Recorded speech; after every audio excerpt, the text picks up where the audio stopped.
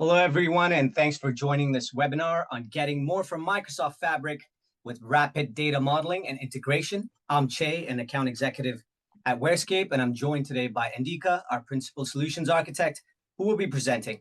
And would love for this to be an interactive session as much as possible. So if you have any questions or feedback, please feel free to drop them in the chat below.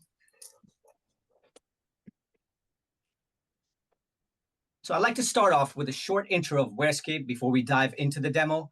WhereScape's been around for 25 years, and we have over 1,500 customers globally, from small and mid-sized companies to large enterprise clients.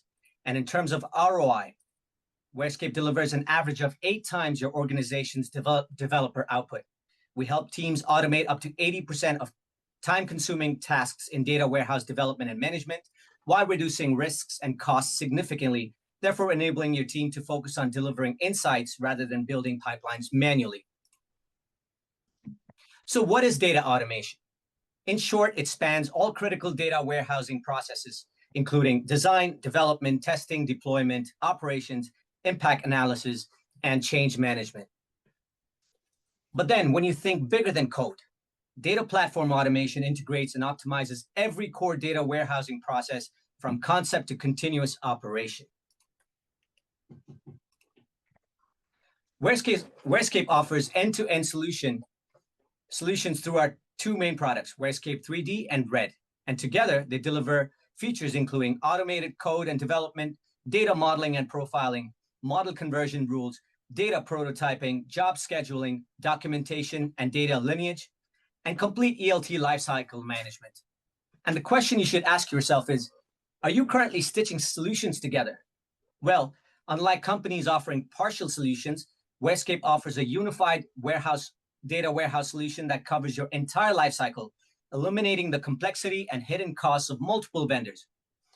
And you don't have to worry about hidden charges based on consumption, etc., because WhereScape is a one solution, one cost. Now let's briefly cover WhereScape 3D, Red, and Data Vault Express.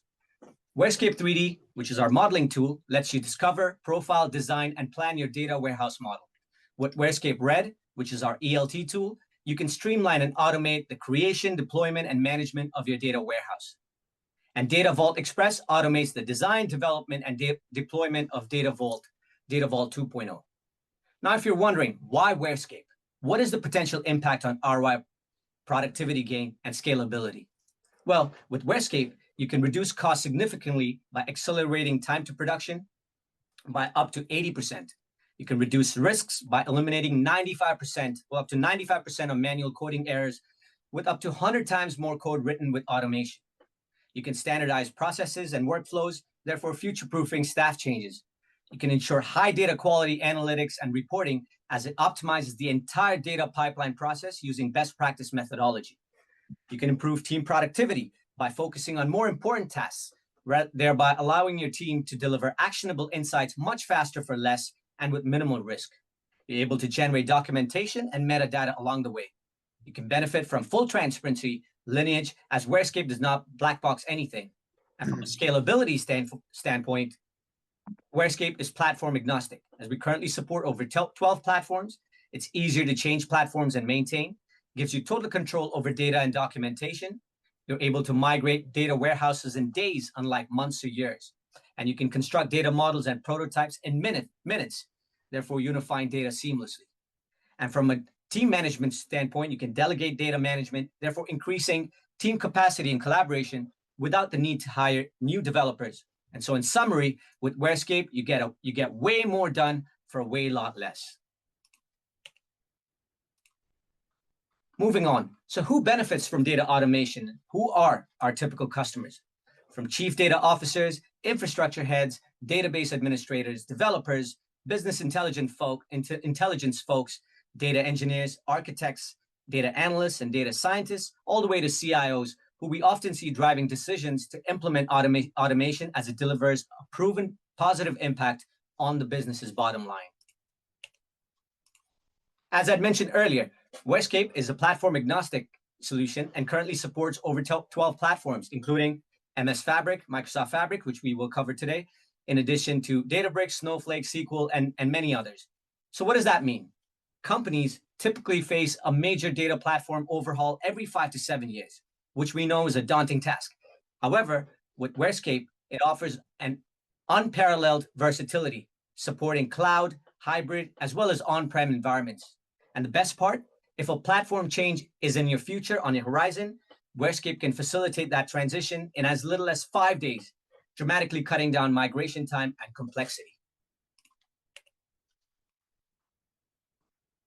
Next, what are the top 5 reasons to integrate WhereScape and Fabric?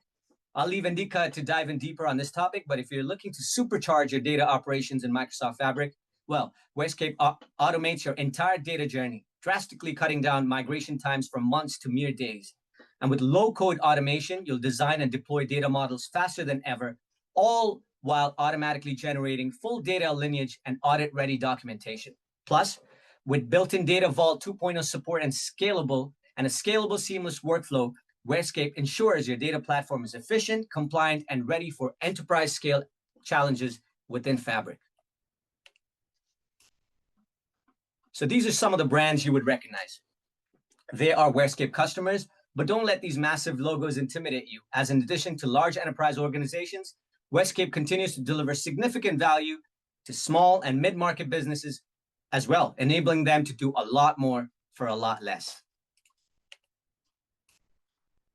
Moving on, we provide unparalleled support to deliver continued value to our customers through expert implementation and training, dedicated customer success managers for each account, comprehensive online user and install guides, best practices guidance from technical account managers, WhereScape University for continued online education, free monthly training sessions, and more.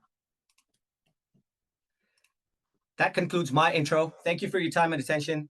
If you are interested in a tailored demo of any of our products, please feel free to reach out to me directly at che.ramesh@wherescape.com if you're in the UK, Benelux, or Middle East regions, or use the link I'm about to provide in the chat, and someone from our team will get in touch with you momentarily. I'd like to now pass this mic over to Indika to take over from here, but also note that we're on LinkedIn, so feel free to connect there as well. Thank you. Thanks, Che. Can you guys hear me properly? Yep, we can hear you. Yeah. Okay, Yep. I think that my image has frozen, but I'm going to start sharing my screen, so it's not that important. Sure.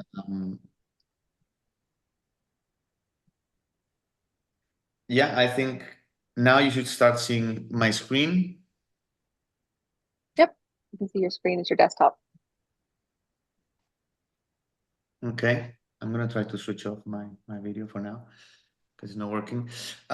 Yeah, so thanks, Che. My name is Indika Pascual. I'm a solutions architect for WhereScape in EMEA, and I also work with my colleagues in the US. And I'm going to do a short demo on how we integrate with Microsoft Fabric. If you have any questions, you can add them to the chat or to the questions box that you can find on the Zoom application, or you can simply ask them at the end as well. Okay.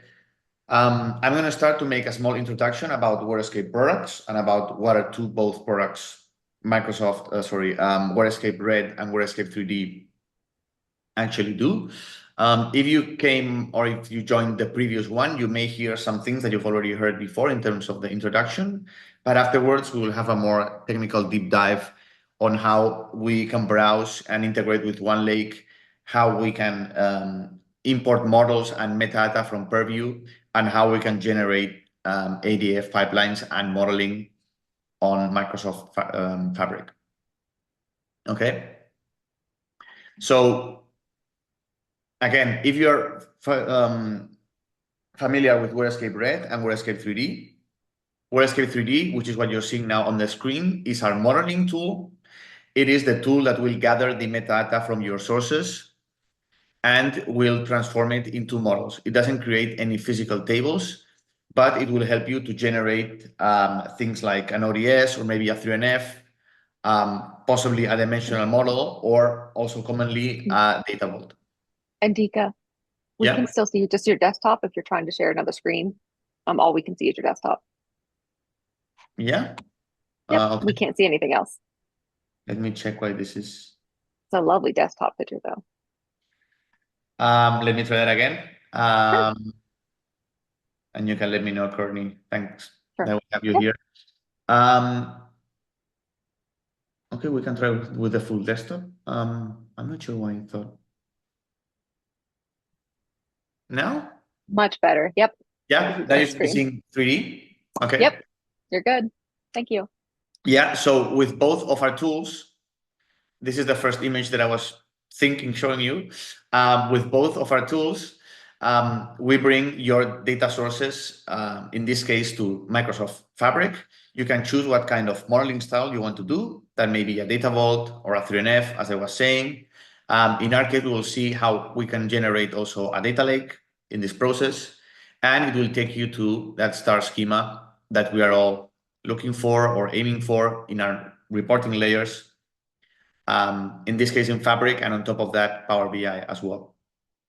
Okay, I'm going to switch back to 3D to speak a little bit about how we can model in 3D. Okay, again, 3D is the modeling tool. It will gather the metadata from my sources. My sources are defined as connections. Connections can be things like relational sources, like Northwind, like a database. They can be things like ADLS or Amazon S3.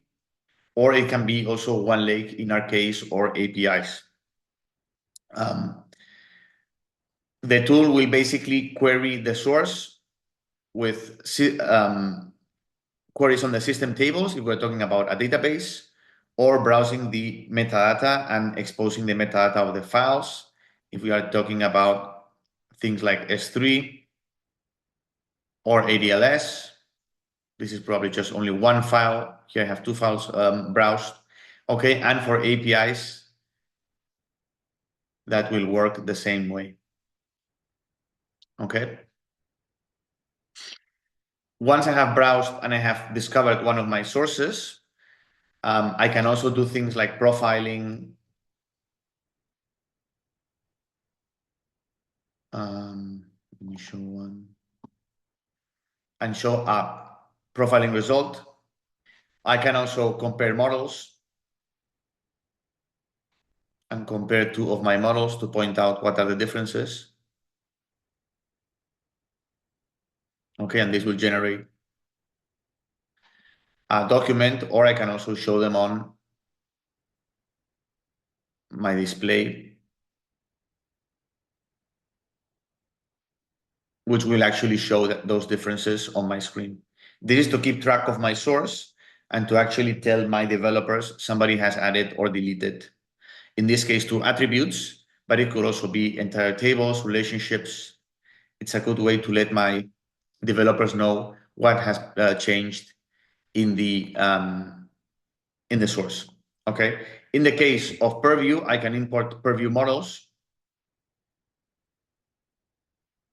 and those Purview models may contain things like classifications or other metadata inside my attributes. I believe we have an example here.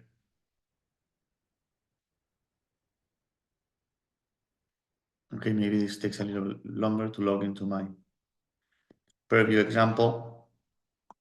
Okay, Purview, you can think about it as a data catalog that will allow business users and other stakeholders to add metadata and input into your data. This can be imported into WhereScape 3D, and then WhereScape 3D can use that metadata added by other people so that the developers of the data warehouse can actually use that metadata to model. Okay, as an example,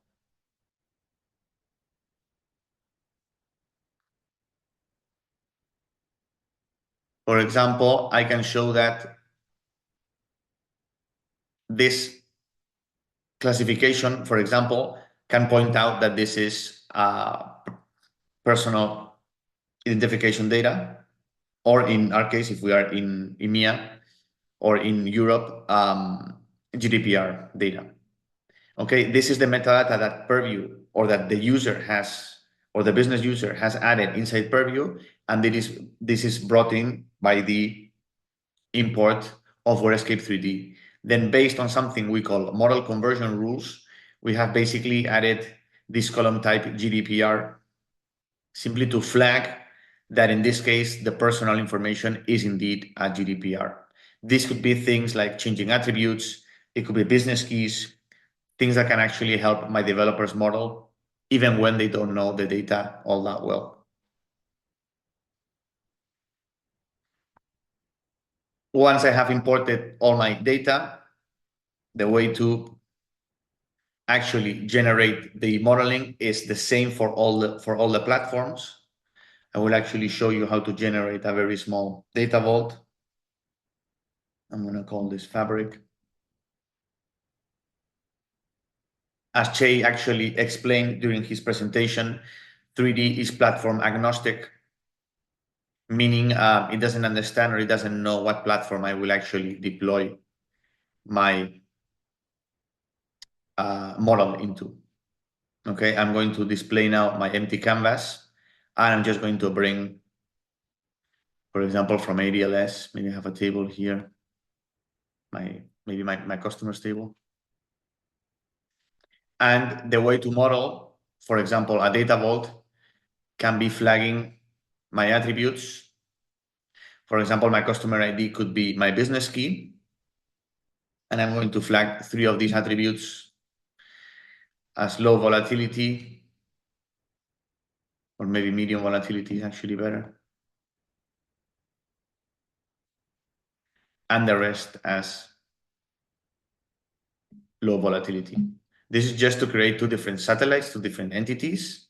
The example of generating things like 3NF or maybe a dimension is very similar. You can use, again, the model conversion rules to actually do this as well. And these flags can be set by, for example, my satellite GDPR. If I have that metadata in Purview, that's the advantage of having that metadata in Purview. It can help us model faster if the business is giving that information upfront. So now I have all my attributes flagged. These colors basically signify that I have flagged these attributes. And now, based on the metadata from the source and from my input, or the input from the user, I can click on Generate Data Vault.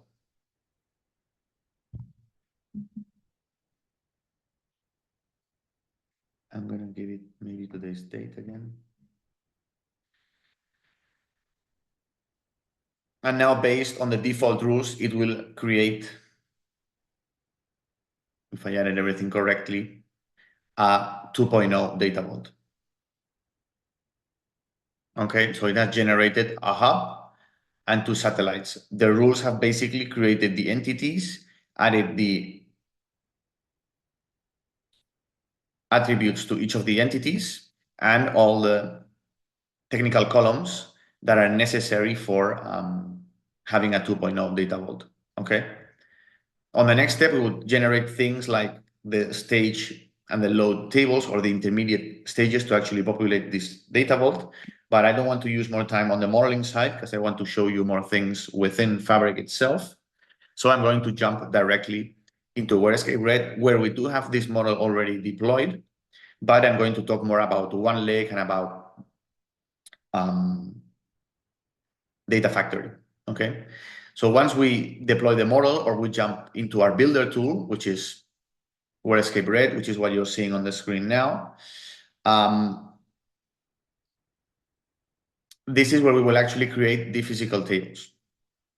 Okay, so I have that same data vault model that we were actually talking about, and I have added these load examples for this demo, so we can actually discuss and go over how each of the ingestions and each of the file types can actually work with OneLake.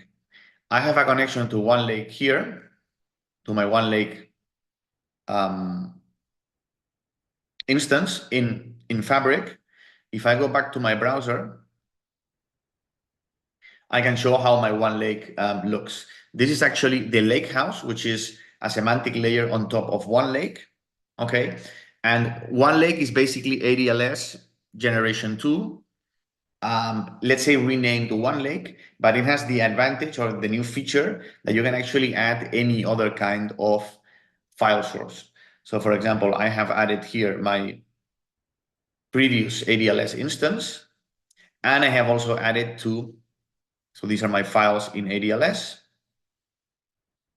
I have also added 2 buckets of Amazon S3 because I have also testing data here. And of course, I have the OneLake file system itself, which are these two, for example, folders. My temp folder is basically to stage my data.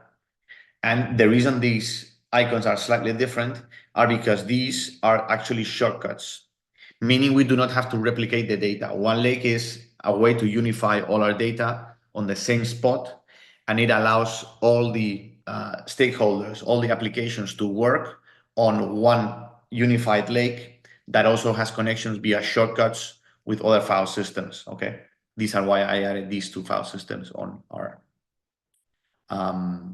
OneLake, so we could see how that works. Okay, within Red, I can actually browse my connection, and this will launch a script that will call the API of OneLake and expose all the metadata that I'm looking for. Okay, in this case, I chose a series of files, and I want to show you how that metadata is exposed.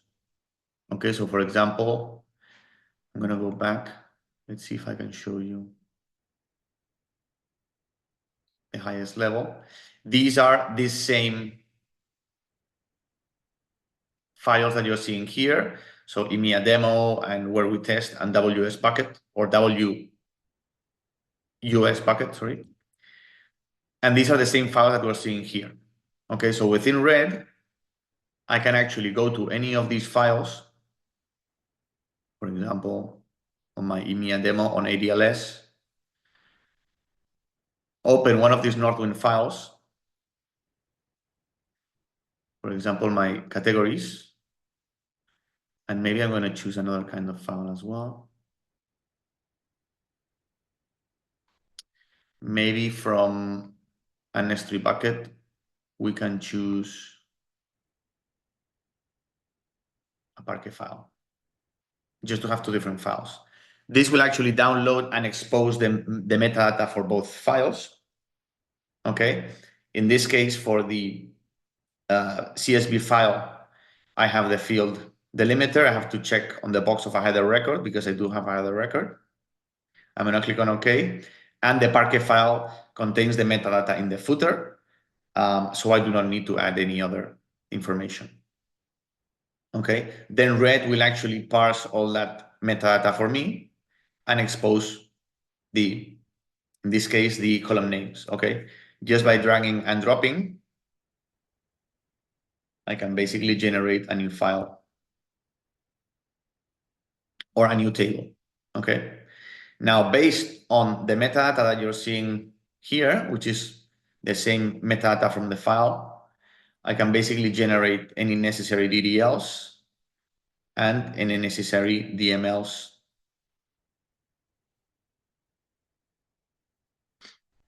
which will be launched on this small box. I'm going to click on close, and this should have generated the DML necessary. You can see a timestamp here, which is roughly a few seconds ago. Okay, this is the DML that I will need to actually load this file from OneLake into Microsoft Fabric warehouse via Data Factory or via a standard script. Okay, what I'm going to do now is, instead of running the Data Factory pipeline, I'm going to show a few pipelines that I generated just a few minutes before the demo in the interest of time.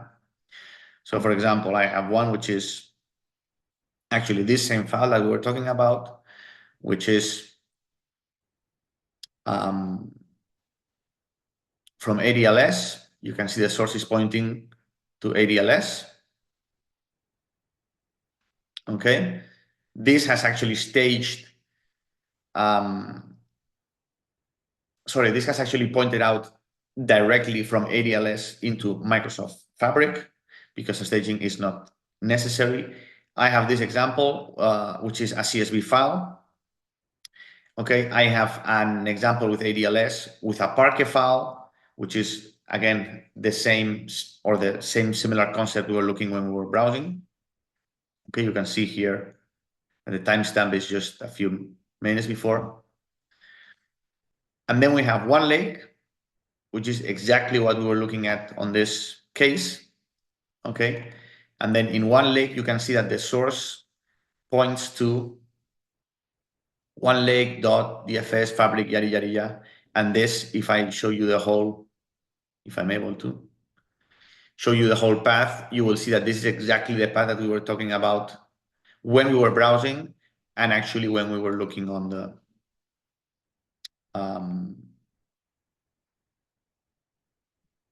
OneLake itself. Okay, this has actually generated a data factory object. That's what this df on the template means. And if I click on edit, this has actually generated all this Python script, and this Python script includes all the necessary code to generate things like my column names, and eventually all the pipeline and all the JSON that is necessary to have a data factory object. In this case, it's a copy data. Okay.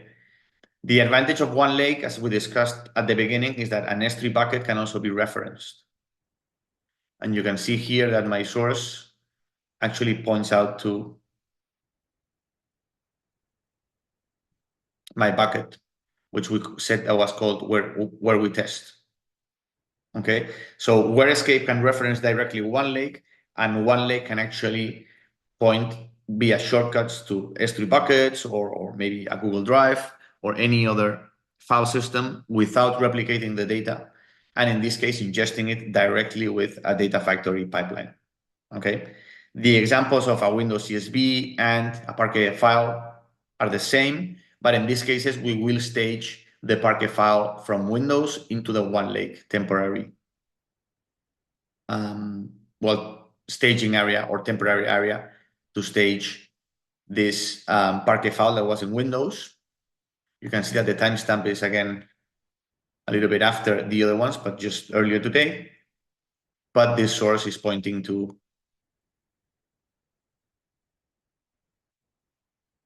my C drive, which is a product.parquet file.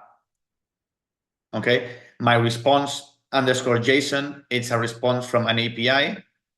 And this API is uploaded and staged in OneLake and then loaded again. Okay, what I'm going to do now is I'm going to show you how those things look in the data factory side or in the fabric side itself. Of course, everything we do in WhereScape Red will be transferred into Microsoft Fabric. I can show you one of the pipelines, which is, in this case, it's a relatively simple pipeline. Okay, and it's a copy activity pipeline. And I'm going to try to show you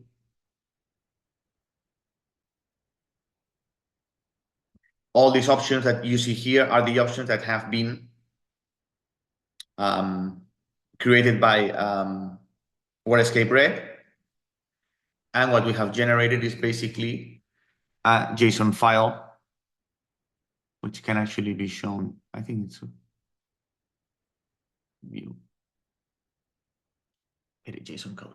Okay, so this code that I'm going to show you now is what has been generated by the template, and it has been sent by the Microsoft API and eventually run via via the API from Red, and then those results are piped back into Red.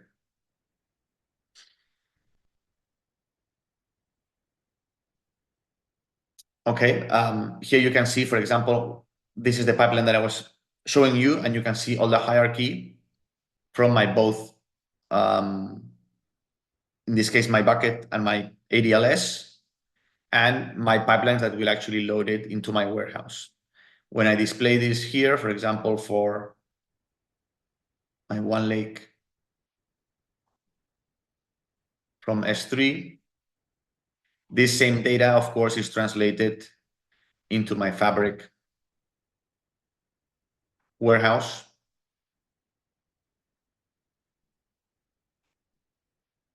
I'm going to try to show it to you.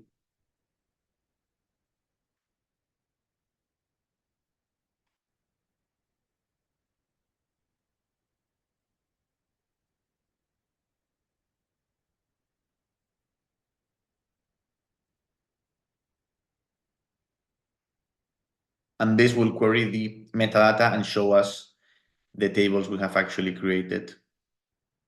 So this may take maybe a few minutes to actually update the metadata that we have been sharing. I believe this is load. I think it's in load, or I believe our schema is load dev. And our schema here is load dev. And hopefully it has updated our. Okay, so for example, the one that we're looking at is OneLake CSV. Let's see if we can find it.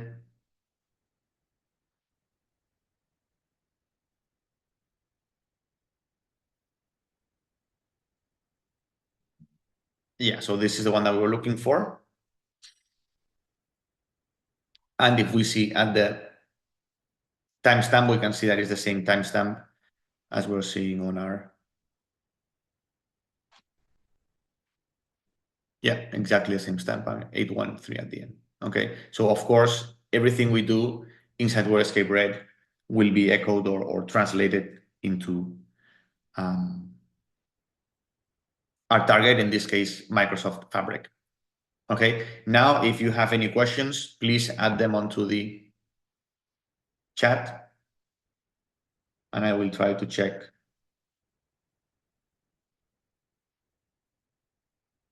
Okay, use our Q&A boxes. So, okay, there's some. Is there any way to try it out ourselves? Yes, we have arranged trainings and we have hands-on labs that you can actually join, and you can use both tools in different targets as well. So please feel free to reach out and we will arrange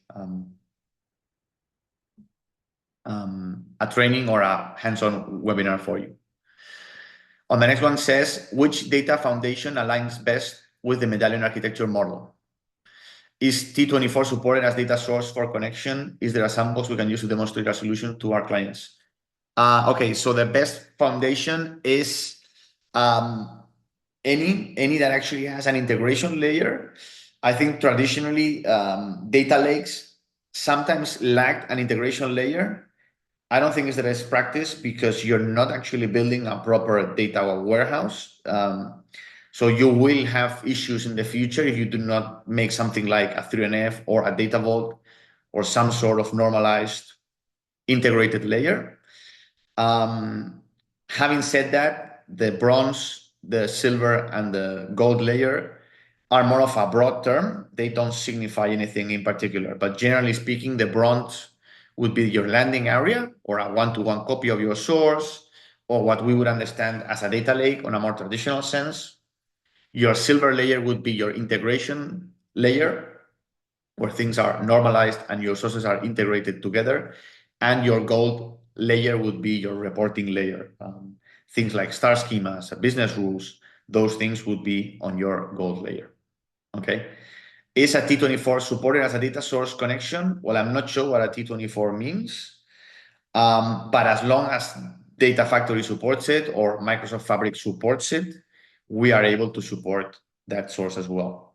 Okay. Is there a sandbox we can use to demonstrate the solution to our clients? Yes, again, we can arrange something like a training or a hands-on lab. But if you need a specific demo or a specific use case, of course, we can help you show that and see how that would look. Okay. Why is my load happening on warehouse versus lakehouse? So our lakehouse here is actually a semantic layer on top of our sources, okay, or on top of some of our files. But the lakehouse doesn't allow you to do things like insert or modify. It doesn't allow you to do DML. It is a SQL query only endpoint.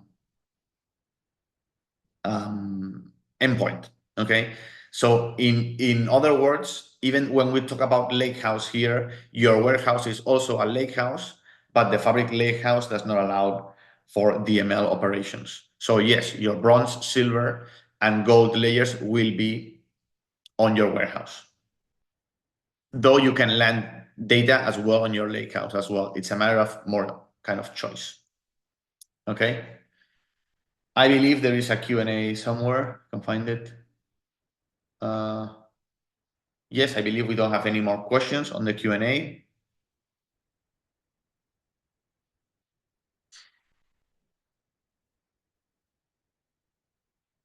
Okay, if we don't have any more questions, please feel free, if you have any other questions, to forward them to us via email. Yeah, I'm not sure if Che wants to wrap it up. Sure, thanks, Andika.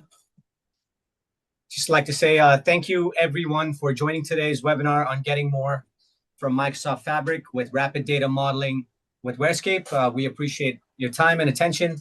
And if you're interested in a tailored demo, a product demo of any of our solutions for yourself and or your team, please use the link in the chat box and our team will reach out soon after. Enjoy the rest of your week and your weekend. And once again, thank you from the WhereScape team. Bye-bye. Yeah, thank you. Andika, it does look like there is one more question. Do you want to answer it real quick? Yes, it says T24 is a banking system which uses multi-value data, not relational per se. We would have to look at that particular case, but we are actually happy to look at it. If you are willing to send us an email, we can arrange a short call and we can look about how that data looks. There's also one in the Q&A box. Yes, you will get a link of this recording of the webinar. The question in the Q&A box is there a migration utility to migrate from an existing platform to Fabric? There is not a migration utility, but the tools allow you to migrate, basically to discover your existing warehouse and to migrate that data into Fabric. But it's not, let's say, a red button. It's a process where we can migrate your existing data into Fabric. Thank you. Okay, I think that's all for now. This is recorded, so you will be getting a recording of this webinar. It will also be on our website as well. Thank you all for joining us, and thank you, Andika and Che. Have a great day. Thanks. Thanks all. Bye.